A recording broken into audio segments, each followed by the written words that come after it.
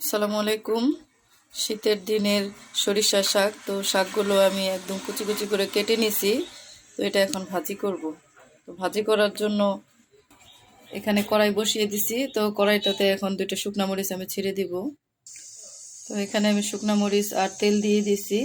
তো মরিচটা ভাজা হচ্ছে, এখন আমি পেঁয়াজ কুচি রসুন কুচি দিয়ে দিব। পেঁয়াজ কুচি আর রসুন কুচি দিয়ে দিছি। এখন এগুলো একটু ভেজে তারপরে আমি শাকগুলো দিয়ে দিব। শাক ভাজিতে পেঁয়াজের পরিমাণটা একটু বেশি হলে ভালো লাগে, তো এই জন্য আমি পেঁয়াজটা একটু বেশি দিয়ে দিছি।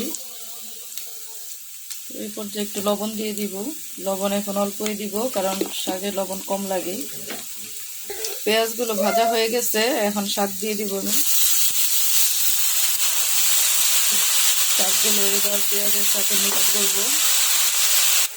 তো শাকটা আমি পেঁয়াজের সাথে, পেঁয়াজ রসুনের সাথে মিক্স করে নিছি। এখন ঢাকনা দিয়ে দিব কিছু সময়ের জন্য, তাহলে একদম নরম হয়ে যাবে।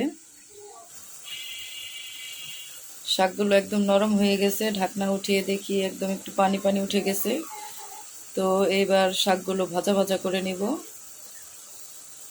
তো হয়ে গেছে শীতের শাক, সিজনাল শাক এটা,